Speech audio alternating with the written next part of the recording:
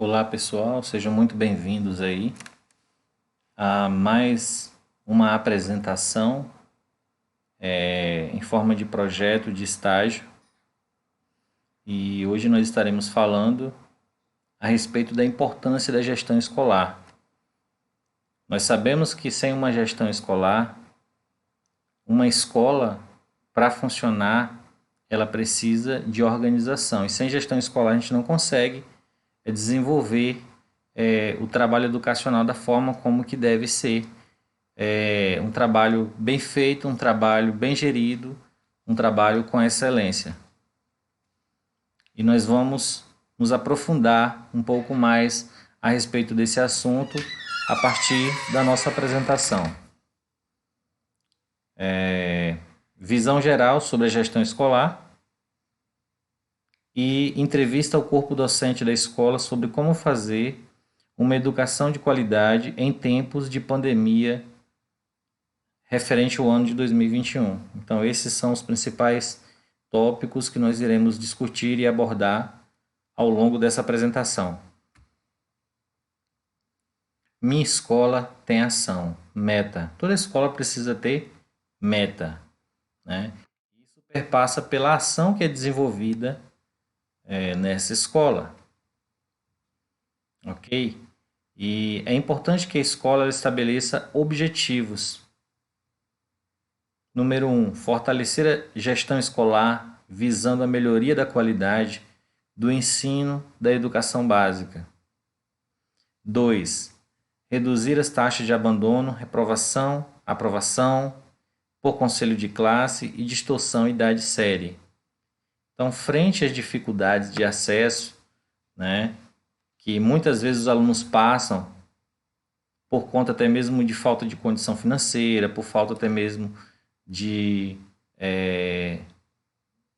uma outra situação familiar que permita que ela continue na escola, né, impossibilitando ou inviabilizando a sua permanência na escola. A escola ela tem que buscar meios, né, estratégias, objetivos para garantir que o aluno ele possa permanecer na escola, para que ele possa concluir os seus estudos, fazendo com que através dessa estratégia de permanência, de manter o aluno na escola, ele possa reduzir as taxas de abandono, de reprovação,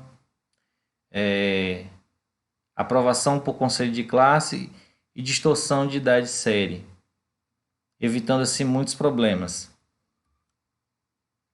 Então nós temos aqui ação 1, projeto político pedagógico e plano de ação e consolidação e monitoramento. Ação 2, práticas pedagógicas, proposta curricular e trabalho docente. Ação 3, formação continuada para todos os profissionais de educação, alinhada ao plano da ação. Ação 4, acompanhamento da ampliação da jornada escolar. Ação 5, mobilização contínua e participação permanente da comunidade escolar nas ações da escola e fortalecimento das instâncias escolares. Ação 6, tecnologia educacional, práticas pedagógicas e gestão escolar. Ação 7, monitoramento e avaliação contínua do desempenho da gestão escolar. Então, a escola ela precisa desenvolver seu projeto político-pedagógico próprio. Toda escola ela tem um projeto político-pedagógico, que nós chamamos de PPP. E esse PPP ele é importantíssimo para que a escola ela possa ter um plano de ação, de consolidação das suas ações, né, e monitoramento daquela unidade escolar, ou seja, dos alunos que fazem parte daquela unidade escolar, né? Também, no viés desse projeto político-pedagógico, são amarradas questões importantes, como a questão também dos conteúdos, né? E dentre outras questões importantíssimas, que são alinhadas ali, como questões mesmo de conteúdos regionais, conteúdos locais, né? Além daqueles que já são regidos aí e orientados pela BNCC. As práticas pedagógicas, proposta curricular e trabalho docente, isso aí é indispensável, né? Nós temos que realmente passar por esse processo, né, de proposta curricular, né, de alinhar o currículo, né, fazer com que a prática pedagógica ela venha ter uma efetiva ação, que ela possa ter um sentido, uma lógica, ela possa ter uma coerência. Por meio das ações, nós desenvolvemos essas práticas alinhadas, não de forma desorganizada ou desarticulada, mas de uma forma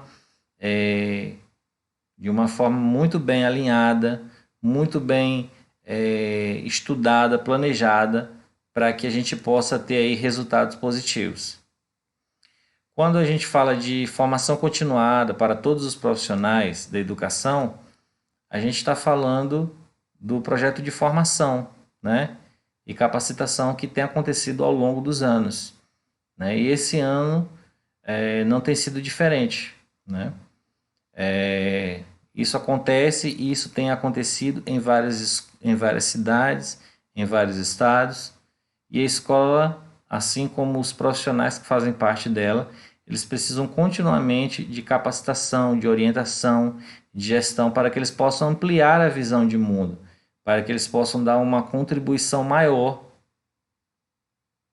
para os educandos, para os alunos, né, para a comunidade escolar, para que eles possam se manter atualizados e que eles possam ter mecanismos, eles possam ter maneiras de fazer com que a comunidade esteja engajada, esteja cada vez mais participativa e que a comunidade ela possa, juntamente com a escola, alcançar as suas metas e os seus objetivos, alinhados ao plano da educação. Ação 4. Acompanhamento da ampliação da jornada escolar. É importantíssimo que a jornada escolar ela seja de acordo com o que foi estipulado pela BNCC. Mobilização contínua e participação permanente da comunidade escolar nas ações da escola e fortalecimento das instâncias escolares. Então a mobilização ela tem que ser contínua, né? Os núcleos, os grupos, os profissionais, né? A comunidade escolar. Então a gente precisa estar em constantes movimentos para que dessa forma a gente possa estar desenvolvendo práticas voltadas para o pedagógico, práticas voltadas para o meio profissional. Ação 6. Tecnologia educacional, práticas pedagógicas e gestão escolar. Então, além das práticas pedagógicas que nós já citamos, a tecnologia educacional ela visa ampliar, né, a questão das práticas pedagógicas por meio de ferramentas tecnológicas e também possibilitar que a gestão escolar ela tenha um desempenho mais técnico do ponto de vista tecnológico, né, com uma visão mais ampliada, né, por meio de planilhas, por meio de dentre outras ferramentas tecnológicas que visem dar um mapeamento melhor a respeito das funções, a respeito das atividades que são desempenhadas dentro da escola. Ação 7. Monitoramento e avaliação contínua de desempenho da gestão escolar. Então, a gestão escolar é importantíssima dentro desse processo, né? É ela que fiscaliza, é ela que orienta, é ela que capacita, né? Então, a gestão escolar ela é importantíssima e esse desempenho da escola depende muito de uma gestão eficiente, de uma gestão de excelência. E, ao mesmo tempo, a gestão escolar também ela é avaliada. Ela é avaliada por quem? Ela é avaliada pelos profissionais que fazem parte da escola, ela é avaliada pela comunidade escolar, que também está diretamente envolvida no processo educacional. Continuando. Coordenação de gestão escolar. CGE. Objetivo: orientar e acompanhar as equipes de gestão escolar, pedagogos e diretores, tendo como finalidade a organização do trabalho pedagógico em função do acesso permanência e aprendizagem de todos os alunos, de forma articuladas às demais coordenações do Departamento de Gestão Educacional, DGE, e os departamentos demandantes da Superintendência da Educação, SUED. Então, a gente vem conversando nessa perspectiva, né, de fazer com que a organização do trabalho pedagógico ela realmente tenha efeito, né? E esse efeito na prática seria o objetivo a ser alcançado de manter o acesso dos educandos, dos alunos, né, a permanência e também que eles venham ter uma aprendizagem eficaz durante esse processo, né, que eles não venham se evadir da escola, né, abandonar a escola, né, e que eles possam estar sempre acompanhando, né, supervisionando e ao mesmo tempo bolando estratégias para manter esses alunos na escola. Ações prioritárias. Aí nós temos aí que desenvolver para isso ações a médio e longo prazo, como formação continuada para as equipes gestoras, ou seja, as equipes gestoras também passam por esse processo, né, de formação continuada, não só os profissionais, né, os educadores, mas também toda a equipe gestora. A curto prazo, estabelecer um canal aí de comunicação com escolas e núcleos regionais de educação, escolas interativas para todos os pedagogos, especialmente as novas ou os novos na rede, escolas interativas para diretores e diretoras auxiliares. Função do professor e pedagogo, parte 1. Professor ou professora, pedagogo ou pedagoga. Componente da equipe de gestão, pesquisador. Então aí o professor ele tem que, além de ser professor, pedagogo, né, ele tem que compor, ou seja, fazer parte, né, da equipe de gestão, pesquisador. Então, nesse sentido, ele tem que ser articulador da intencionalidade e da especificidade do trabalho pedagógico da escola, né, ou seja, quais os meios que justificam os fins? Esse trabalho está sendo feito com qual objetivo? Né? Então, existe uma intencionalidade quando se faz uma atividade, quando se projeta uma aula, quando se planeja uma aula. Né? Então, além de pesquisador e articulador, o professor ele tem que ter, né? Ele tem que ter essa mente pensante, né? Essa especificidade do trabalho pedagógico. Intencionalidade. Tudo que acontece na escola está ligado, tem origem em diferentes concepções teóricas e metodológicas que permeiam a gestão educacional. Citação aí, Dourado, 2004, página 16. Então, a intencionalidade é importantíssima durante esse processo de ensino, esse processo educativo, porque é através da intenção que você consegue colocar em prática aquilo que está no seu consciente, aquilo que está no seu psicológico, aquilo que está no seu pensamento, aquilo que está no seu abstrato. Então você tira do abstrato, traz para o concreto, né? E através de estratégias, através de metodologias, através de ferramentas, você executa e faz com que os alunos eles participem desse processo. Função do professor e pedagogo. Especificidade do trabalho pedagógico.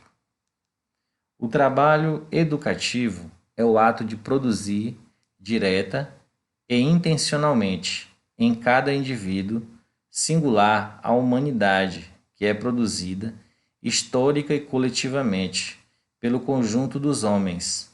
Assim, o objeto da educação diz respeito, de um lado, à identificação dos elementos culturais que precisam ser assimilados pelos indivíduos da espécie humana, para que eles se tornem humanos.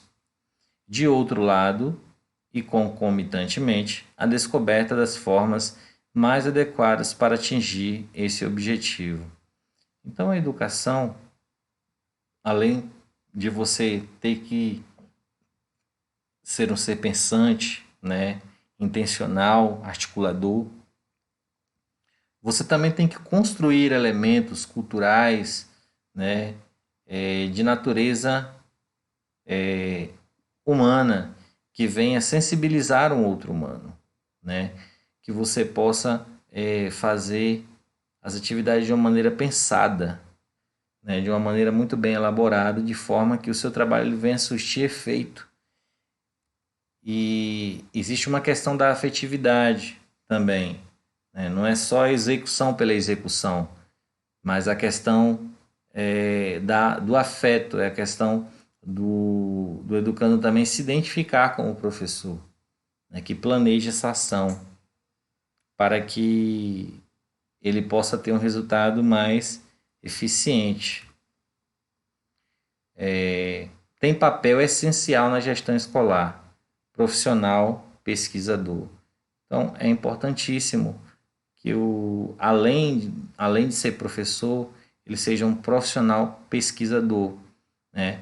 Para que ele possa desenvolver um papel essencial, tanto no campo de visão, né, geral, na visão macro da escola, que envolve a gestão escolar, né, como no campo micro, né, no seu campo micro ali de visão interna, de visão de sala de aula, de visão específica de cada aluno. Cada aluno tem a sua complexidade, cada aluno tem a sua especificidade. Tem aluno que tem uma cultura, tem uma educação, né? Tem aluno que já vem com uma bagagem. Todo aluno ele traz uma bagagem de casa. Todo aluno ele traz algo que ele já aprendeu. E quando ele chega na escola, o que nós temos para oferecer é ampliar essa cultura que o aluno já tem. Fazer com que ele veja outras possibilidades, né? Outras maneiras de ser, de agir, de construir, de aprender. E dessa forma a gente vai construindo uma educação de qualidade, ao mesmo tempo questionadora, pesquisadora, intuitiva e também afetiva. Gestão escolar. Os termos gestão da educação e administração da educação são utilizados na literatura educacional, ora como sinônimos, ora como termos distintos. Entende-se por gestão da educação o processo político, administrativo, contextualizado, por meio do qual a prática social da educação é organizada, orientada e viabilizada. Bordignon, 2004, páginas 147. Profissional pesquisador. Procedimentos pedagógicos ineficazes têm sido reinventados, recebidos nomes populares e reintroduzidos nas escolas com o passar dos anos. Em geral, essas práticas são definidas a partir de negociações entre os profissionais da educação, gestores e os responsáveis pela formulação de políticas públicas, desconsiderando assim o conhecimento científico. Bom, então a gente percebe aqui o seguinte, que os procedimentos pedagógicos ineficazes, né, eles têm sido reinventados, recebido nomes populares e reintroduzido nas escolas com o passar dos anos. Então, existe uma consequência disso. Né? Essas práticas elas são definidas a partir de negociações dos profissionais de educação e gestores responsáveis pela formulação de políticas públicas, desconsiderando assim o conhecimento científico. Então, tem que haver uma pesquisa considerável, né, a respeito das práticas, desenvolvimento dessas práticas na prática. Porque se houve um estudo de caso, um estudo científico a respeito desses procedimentos pedagógicos e eles foram considerados ineficazes, por que reintroduzi-los novamente? Responsabilidade na organização pedagógica. Planejamento do próprio trabalho, planejamento do ambiente educativo e de aprendizagem da escola. Então, quando a gente fala aqui na questão anterior, né, procedimentos pedagógicos ineficazes, se for para reintroduzi-los, que eles sejam pelo menos reintroduzidos de uma maneira eficaz, de uma maneira responsável, de uma maneira organizada, como a gente vê aqui nesse slide, né? Planejamento do próprio trabalho, planejamento do ambiente educativo e de aprendizagem da escola. A gente sabe também que é na escola que a gente recebe uma turma de alunos, onde que nem todos os alunos ali eles são homogêneos, tem muitos alunos que são heterogêneos. O que que isso significa? Significa que eles são diferentes. É que nem o exemplo da água e do óleo, né? Eles são heterogêneos. Por quê? Porque eles não se misturam, né? Homogêneos é quando há aquela condensação, aquela mistura, né? E aí você consegue misturar. Por exemplo, você pega um pó de café e aí você mistura na água, né? Põe para ferver, você faz o café, isso é uma mistura homogênea, né? E a gente sabe que na escola a gente tem alunos aí, sala de aulas heterogêneas, porque os alunos eles são diferentes, né? Eles trazem culturas diferentes, eles são educados de maneiras diferentes. Alguns alunos eles são mais rápidos para poder entender determinados assuntos, outros alunos eles demoram um pouco mais, né? Cada um tem o seu ritmo de aprendizagem, né? Então, existe a questão da afetividade também, que a gente falou, né? Há pouco atrás. Então, tudo isso tem que ser levado em conta, em consideração, porque é através desses mecanismos que a gente vai conseguir extrair os objetivos positivos, alcançar as nossas metas, né? Então, é importantíssimo que haja um planejamento consciente, um planejamento eficaz, de acordo com a necessidade específica, de acordo com o mapeamento da turma, né? Então, faz-se muitas vezes necessário também a inserção ou a introdução da avaliação diagnóstica, né? Que nos dá uma visão geral a respeito dos alunos, né? Como é que está o nível de cada um deles, né? Isso vai nos dar mais ou menos um norte de onde planejar e como planejar, a partir de quais conteúdos, o que os alunos dominam, o que eles ainda não dominam, dentro, dentro da visão do conteúdo da unidade, o que é mais relevante, o que tem mais necessidade de ser trabalhado com esses alunos.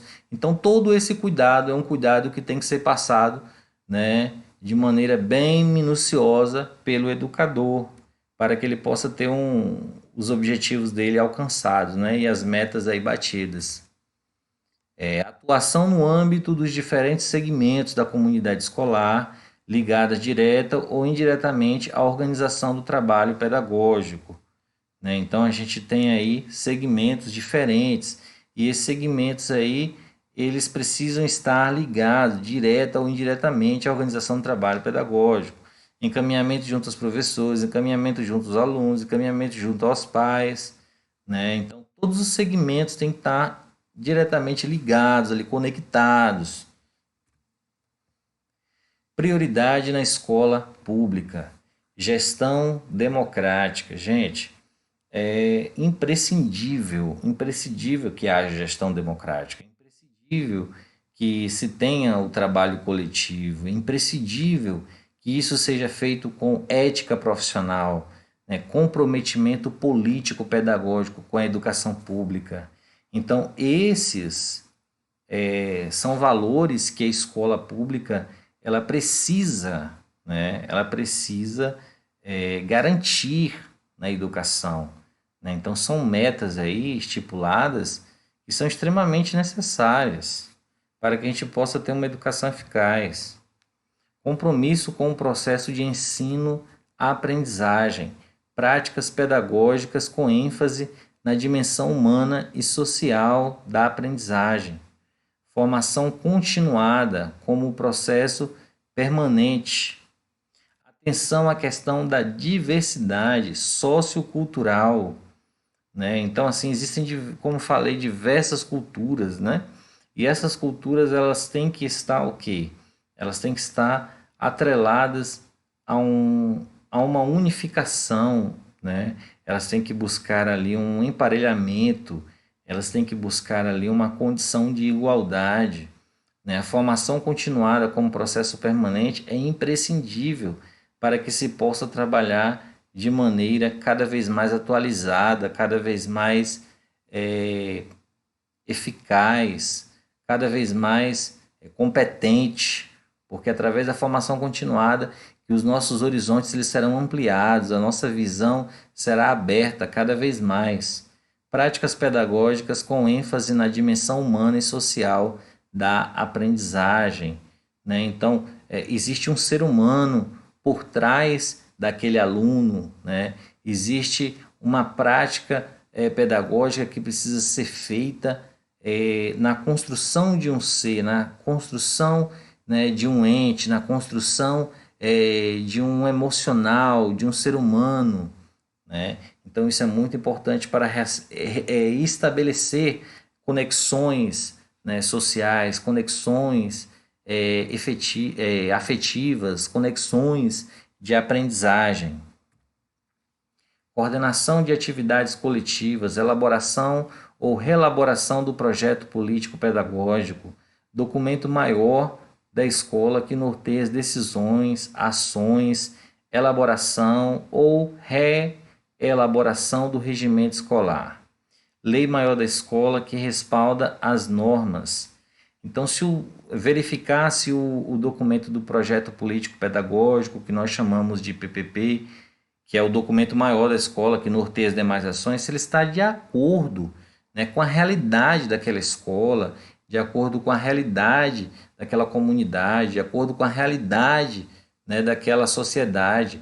Porque caso ele não esteja totalmente adequado, totalmente elaborado de acordo com as normas, com os padrões, de acordo com a realidade local, cabe aí a intervenção da escola, né, para fazer uma reelaboração desse regimento, né? E no caso da escola que porventura ainda não tiver feito, existe uma extrema necessidade que esse documento ele seja formulado e feito o quanto antes, porque é um documento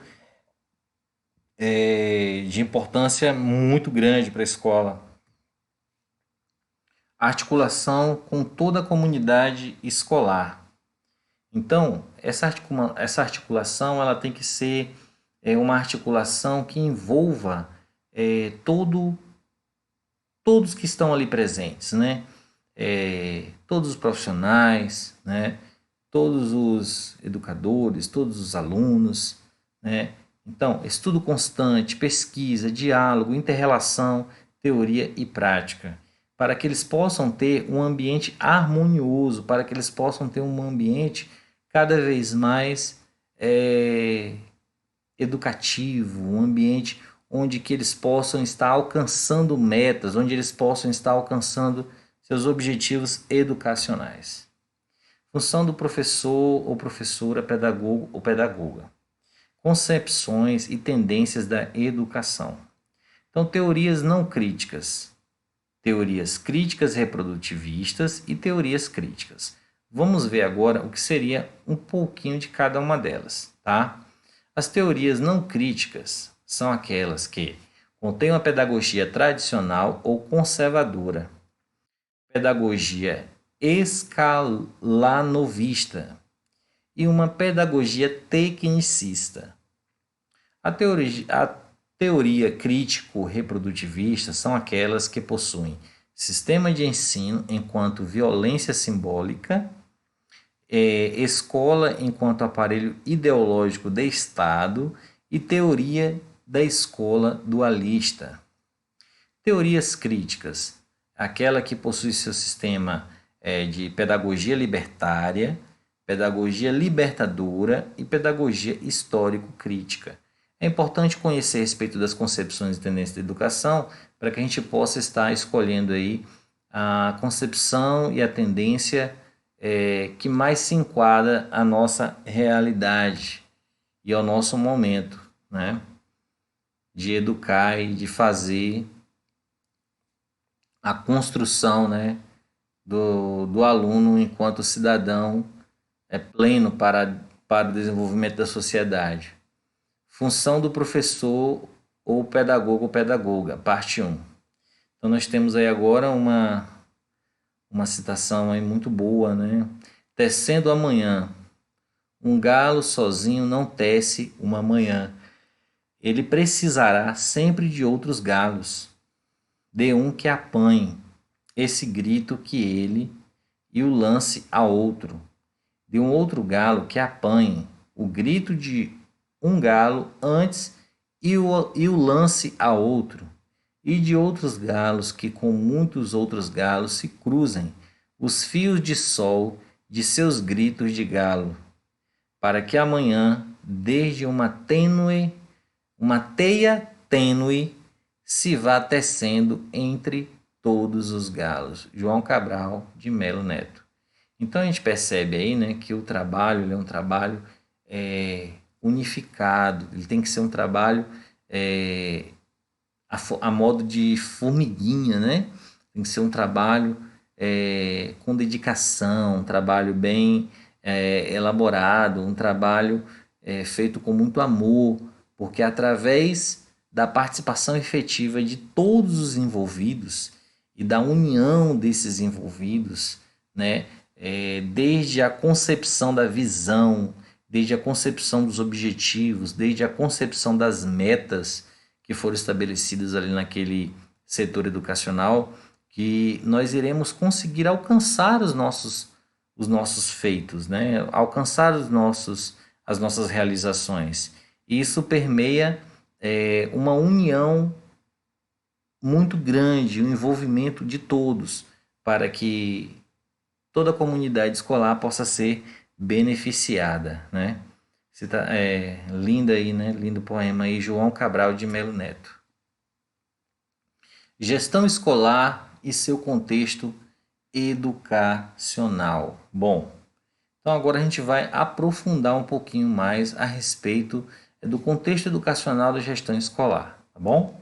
Então nós temos aí administração escolar. Segundo Libânio, o estudo da escola como organização de trabalho não é novo. Há toda uma pesquisa sobre a administração escolar que remonta aos pioneiros da educação nova, nos anos 30. Concepção burocrática, funcionalista, aproximando a organização escolar da organização empresarial. Administração, organização escolar, administração escolar. Gente, essa administração escolar, né, até mesmo citada por Libânio, né, ela se aproxima muito do contexto empresarial. Por quê? Porque ela envolve a concepção burocrática, ela envolve a concepção funcionalista, né? Ela envolve trabalhos em rol, trabalhos de organização, né? Então, assim, ela envolve todo um contexto onde que uma prática empresarial, normalmente, ela vem se desdobrando, né, dessa maneira, nessa concepção. Mas a aplicação da gestão escolar no contexto educacional, ela tende a tomar novos rumos e trazer novas concepções. Terceiro, organização e gestão escolar. 3 concepções de organização e gestão escolar: técnico-científica ou funcionalista, autogestionária, democrático-participativa. É importante a gente compreender, né, as concepções de organização e gestão escolar. A concepção técnico-científica, né, hierarquia de cargos e funções visando a racionalização do trabalho, a eficiência dos servidores escolares. Tende a seguir princípios e métodos da administração empresarial. Aproxima-se do modelo taylorista, fordista. Cada membro da organização tem seu lugar determinado no processo. Deve exercer determinada função específica para que o sistema possa funcionar em harmonia. Concepção funcionalista sistêmica. Então a gente percebe aí, né, que a concepção técnico-científica é aquela concepção mais de cunho experimental, né, mais lógica, mais racional, né, que segue a métodos, que segue a princípios, né, que segue a experimentos que já foram desenvolvidos no sentido de estabelecer ali uma relação que venha trazer resultados, né, resultados positivos, objetivos alcançados, né, mas que dentro de uma visão muito ainda taylorista, muito fordista, dentro de uma visão ainda muito empresarial, certo? E vamos aqui às próximas concepções, entender um pouquinho melhor a respeito das demais. Algumas características desse modelo são poder centralizado do diretor, destacando-se as relações de subordinação, em que uns têm mais autoridade do que outros, ênfase na administração, sistema de normas, regras, procedimentos burocráticos de controle das atividades, às vezes descuidando-se dos objetivos específicos da instituição escolar. Então, esse modelo aí é um modelo técnico-científico, né? Então, ele também tem os seus contra, né? Tem os seus pós e tem os seus pós e os seus contra, né? Então, assim, ele tem algo de muito positivo com relação a ser muito metódico, né? A ser muito específico, né? Com princípios bem delineados, né? Trabalhos feitos dentro de uma perspectiva de prática, de execução, né? Para alcançar determinados objetivos. Porém, também tem a questão aí que a gente percebe aí, né? Da centralização do poder do diretor, destacando aí a relação de subordinação que uns têm mais autoridades e outros menos, né? Então, sistema de normas, regras, procedimentos burocráticos de controle das atividades. E descuidando-se dos objetivos específicos da instituição escolar. Vamos aí para o próximo conceito, né? Concepção autogestionária. Baseia-se na responsabilidade coletiva, ausência de direção centralizada, acentuação da participação direta e por igual de todos os membros da instituição.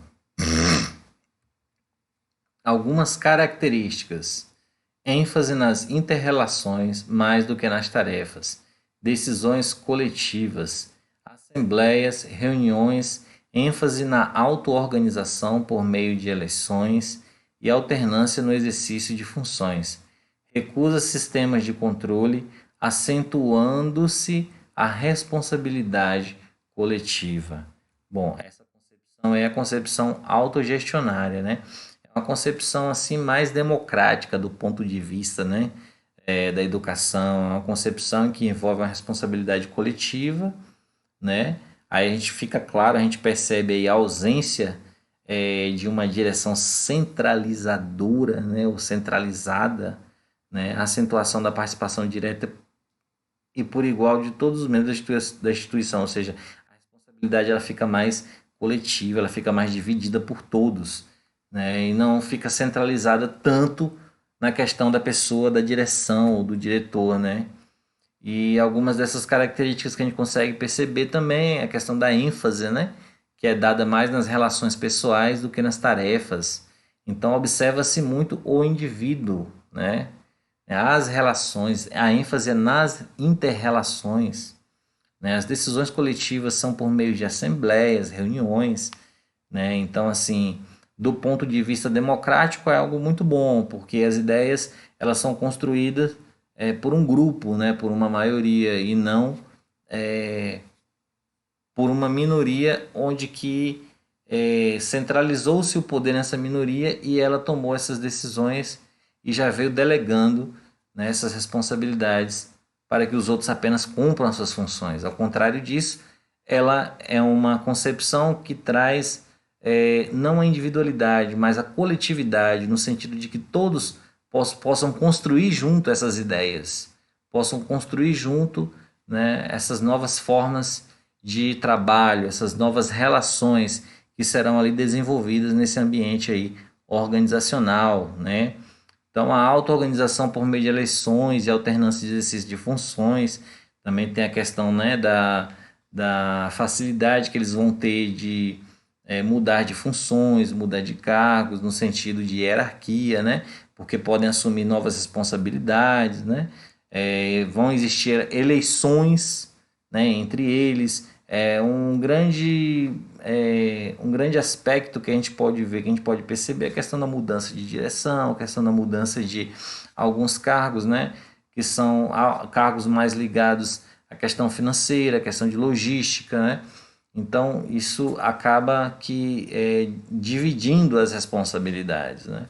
Do ponto de vista de diminuir, né, a responsabilidade, de diminuir a questão do peso, né, desse trabalho é algo muito positivo, né? Mas, por outro lado, também o diretor ele acaba que perde um pouco da sua autonomia, né? Oitavo, a concepção democrática participativa baseia-se na relação orgânica entre a direção e a participação do pessoal da escola. Acentua a importância da busca de objetivos comuns, assumido por todos. Defende uma forma coletiva de gestão em que as decisões são tomadas coletivamente e discutidas publicamente. Bom, essa concepção democrática participativa ela vai além da concepção autogestionária. Ela é uma concepção, além de mais voltada, né, para a questão democrática, para a concepção democrática, ela influencia e ela incentiva a participação de todos de forma efetiva, né? E ela tem ênfase mais na coletividade, tanto nas suas tomadas de decisões, quanto nas construções que permeiam todas as relações e todas as decisões que serão envolvidas pela comunidade escolar ali naquele local, certo? Nono, características desse modelo.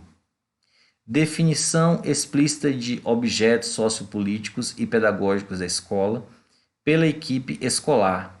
Articulação entre a atividade de direção e a iniciativa e participação das pessoas da escola e das que se relacionam com ela. A gestão é participativa, mas espera-se também a gestão da participação, em busca de objetividade no trato das questões da organização e gestão mediante coleta de informações reais. Então existe todo um cuidado para que realmente, de fato, os dados, os questionários a serem feitos do ponto de vista de melhorias da organização, né, eles sejam feitos com muita cautela, com muito cuidado, né, com veracidade, para que realmente, de fato, possam ser feitas as melhoras e os ajustes que precisam nessa concepção de modelo, né, da escola, que é a concepção democrática. Ok?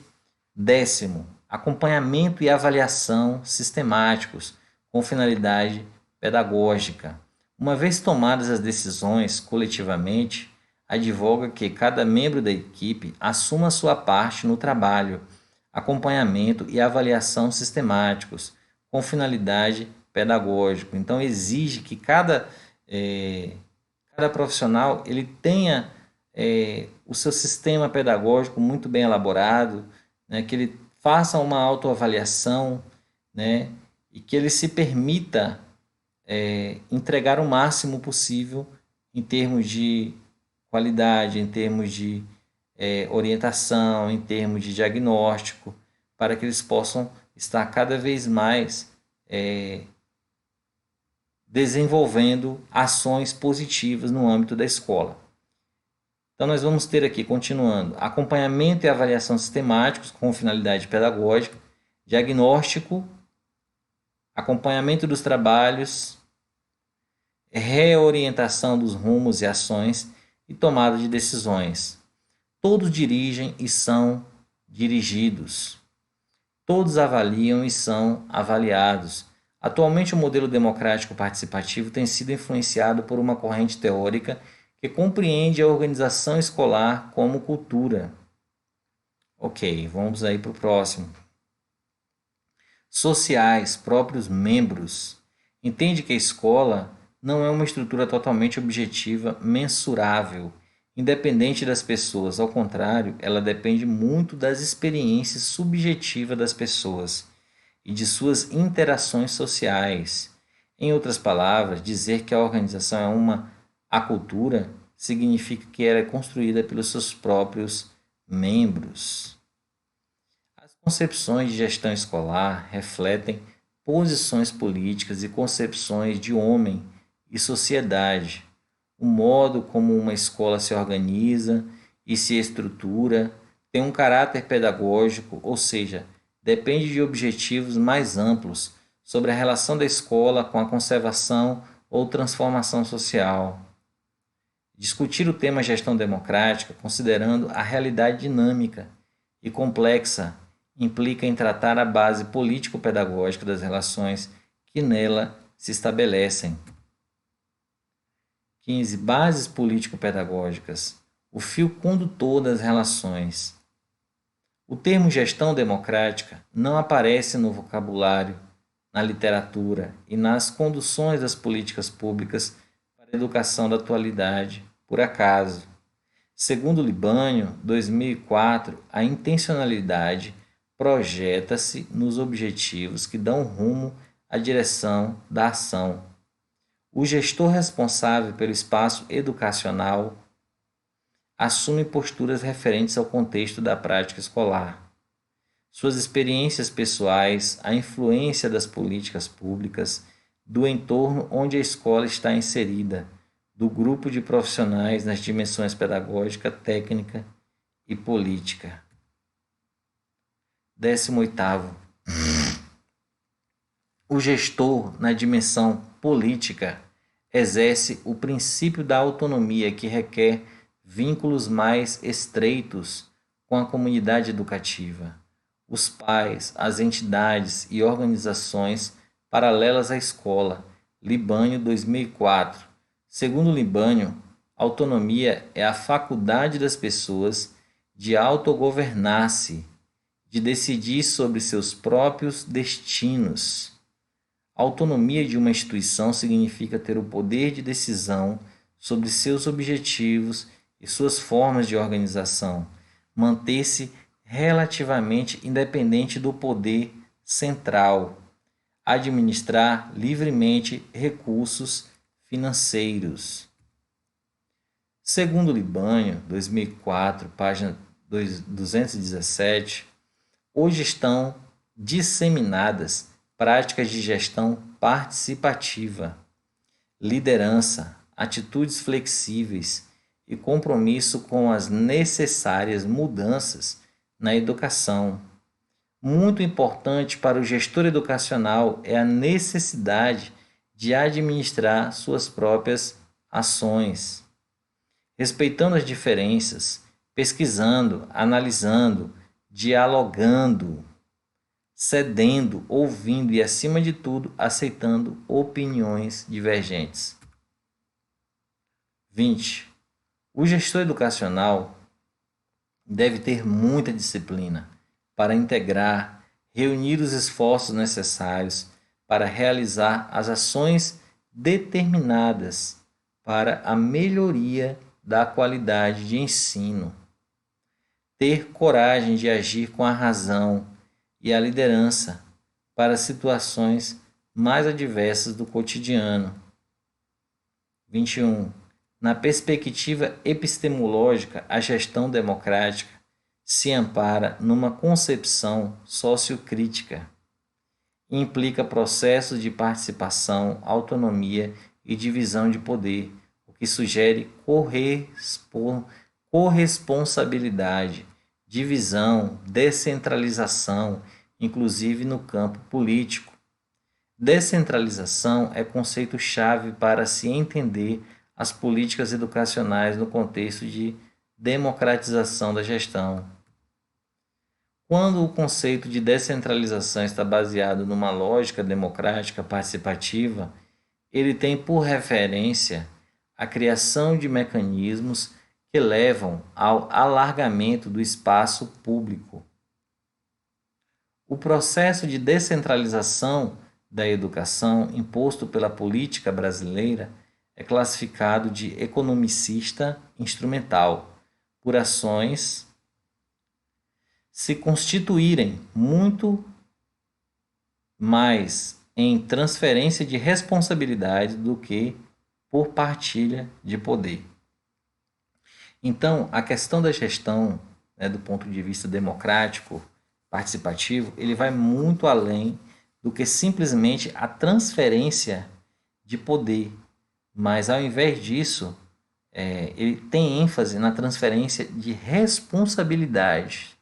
Ou seja, o trabalho ele é descentralizado do ponto de vista que até então ficava a cargo do gestor e ele passa a se centralizar a todos os entes envolvidos durante o processo, né, de educação, durante o processo da gestão escolar em si. Então, todos os entes ali são envolvidos, né, direta ou indiretamente. E isso traz um senso de pertencimento, isso traz um senso de que é possível fazer, de que é possível construir, de que é possível romper com as barreiras, né, que impedem de ter uma construção coletiva no sentido de alcançar o objetivo proposto pela escola e pela comunidade. Parte 2. Agora nós vamos trabalhar um pouco a respeito da questão da entrevista, né? Nós fizemos aí uma pesquisa, uma entrevista com a direção de uma escola municipal de Porto Seguro. Segundo as orientações que foram passadas, o nome da pessoa ou da diretora, enfim, deveria permanecer em anônimo, e assim nós o fizemos, né? Mas do ponto de vista profissional, foi muito bom, foi muito agregador, né? E importantíssimo para se compreender esse momento atual que nós vivemos, esse momento de fazer a educação. E fazer a educação durante esse período de pandemia realmente não tem sido fácil, né? Então, sobre esse ponto de vista também, a gente buscou, através dessa entrevista, responder a esses questionamentos, né? Responder a essas indagações, responder, né, como vencer as barreiras, como vencer os desafios, como vencer as dificuldades que nos foram impostas por conta da pandemia. Okay? Continuando aqui. Sobre o papel do gestor escolar diante das ações escolares desenvolvidas ao longo da pandemia, respondendo às perguntas abaixo. Então, foi feita a entrevista com a gestora de uma unidade escolar da cidade de Porto Seguro e ela respondeu de acordo com as perguntas que foram norteadoras para que a gente pudesse coletar as informações necessárias para saber lidar com esse momento de pandemia. Ou pelo menos tentar, né? Pois não tem sido fácil.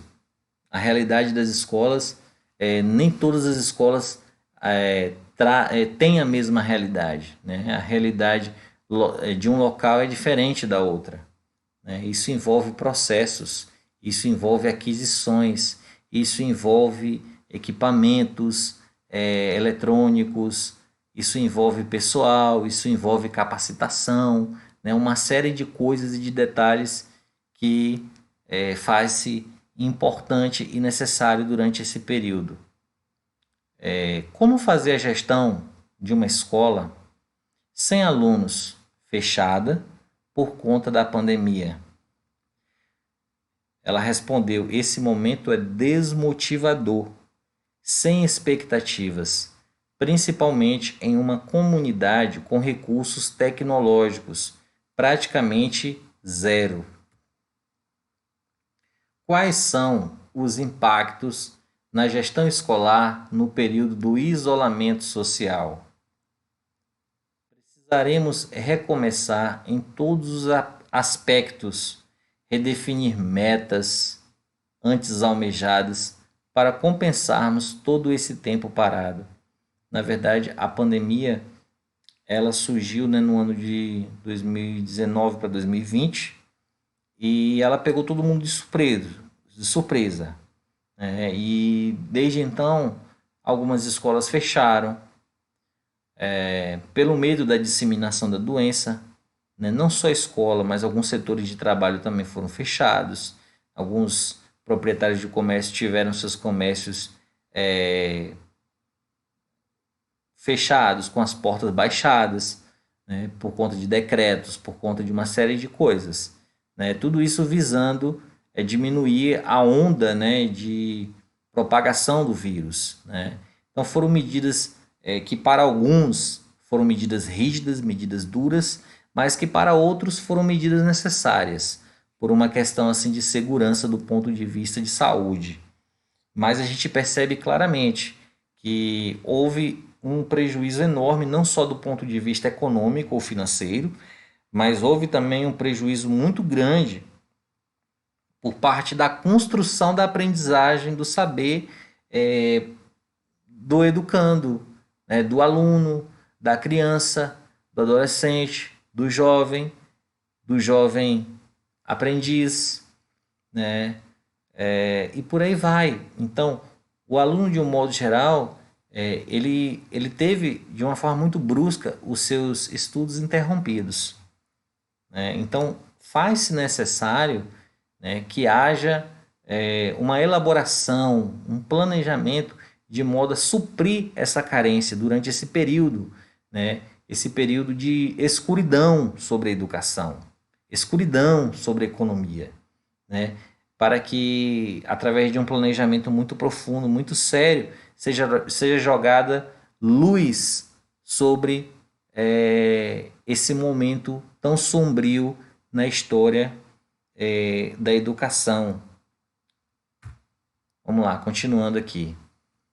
Quais medidas a escola desenvolveu para atender os alunos? A escola só conseguiu campanhas a partir da determinação da Secretaria Municipal de Educação, visto que muitos profissionais foram demitidos no período de pandemia. Comunidade com poucos recursos tecnológicos, a partir da determinação pela secretaria, a escola se organizou para atender remotamente, com material online na plataforma do Google Classroom e material impresso.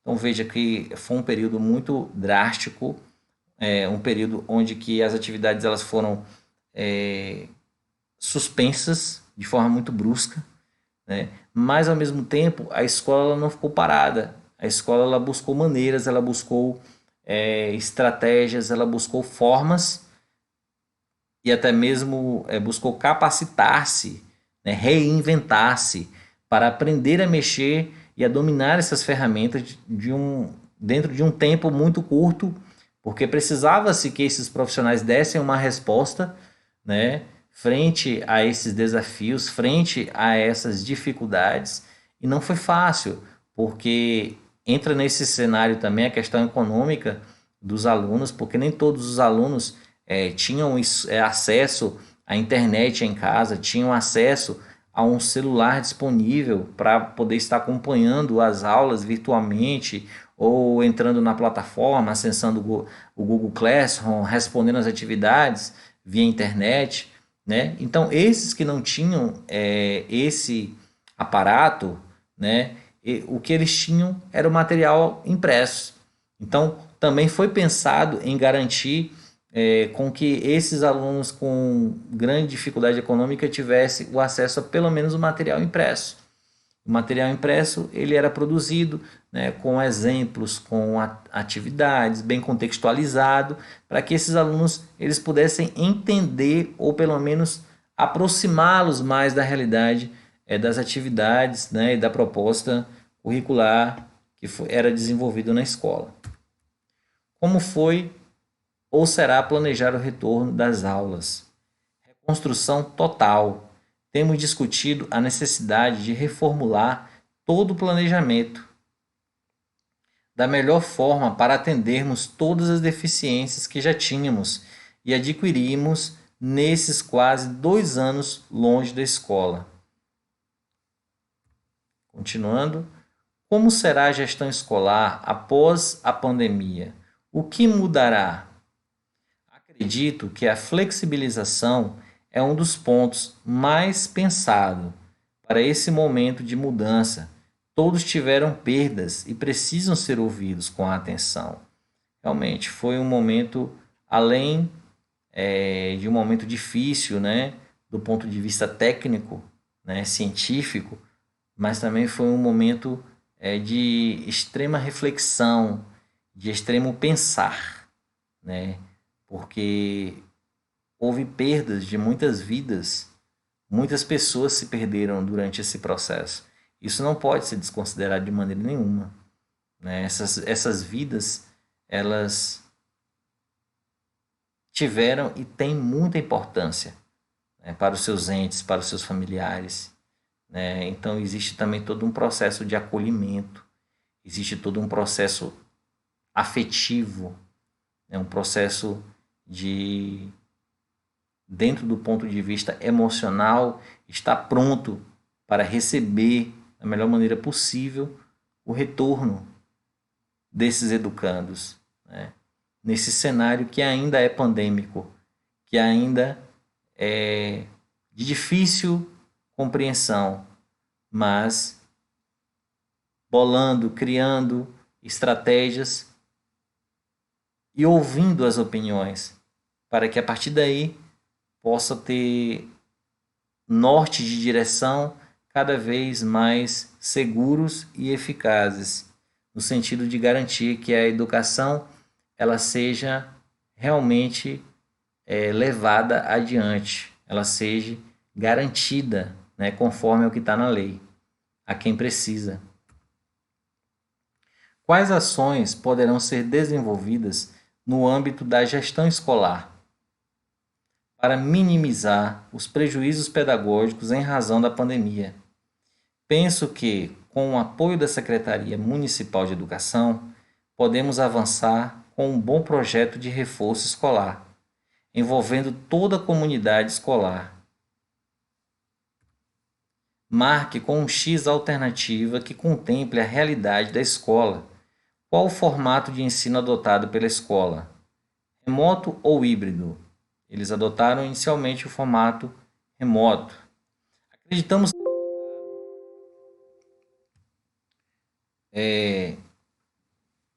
a melhor medida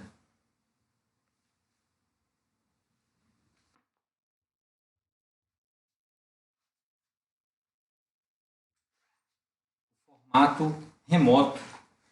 Nesse formato remoto, os alunos tiveram a possibilidade de acessar as atividades através da plataforma. E isso foi feito de uma maneira muito bem organizada, para que a garantia desses alunos, ou mesmo o aprendizado desses alunos, fosse garantido, né? Para que esses alunos eles tivessem acesso, mesmo em meio a esse caos, mesmo em meio às dificuldades que foram trazidas pela pandemia, que os alunos evitassem, né, o contato, evitassem a aglomeração, mas que tivessem acesso, mesmo assim, diante das dificuldades, tivessem acesso a essa educação. Então ela diz aqui: acreditamos ter adotado a melhor medida em meio ao caos gerado pela pandemia. Nesse sentido, buscamos novas formas de garantir o ensino que fosse capaz de romper fronteiras e evitando o contágio e aglomeração de grupo de pessoas. 8. Como está sendo trabalhar com ensino remoto? Cansativo e pouco recompensado, mas pensando no aspecto do aluno, é a forma mais efetiva e urgente de fazer com que esses educandos sejam assistidos em suas necessidades básicas e de formação geral. 9. Como está sendo trabalhar com ensino híbrido? Em algumas escolas, esse procedimento já tem sido adotado. Nesse sentido, o ensino híbrido é menos cansativo que o ensino remoto, porém ainda existem riscos de contágio. Além disso, as escolas têm passado por processo de dedetização e higienização, no intuito de evitar que novos surtos e casos de Covid aconteçam no ambiente escolar. Uma vez descoberto algum caso de Covid, as aulas híbridas são suspensas temporariamente e mantém-se o ensino remoto para garantir a integridade das vidas e o direito à aprendizagem. 10º, qual a perspectiva de voltar a trabalhar com o formato do ensino 100% presencial? Diante do que estamos vivendo, até o momento acredito que só teremos esse momento em 2022, mas tenho muita esperança que seja um momento único para todos nós repensarmos nossas práticas e fazermos o melhor para o avanço efetivo de todos os alunos. Referências. E é isso aí. Bom, então, esse aqui foi o trabalho, né? Realizado com perspectiva de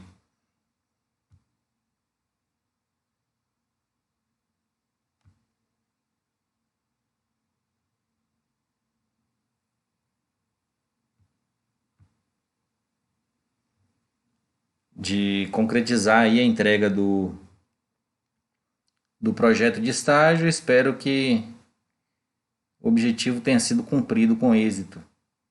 Um grande abraço e até a próxima.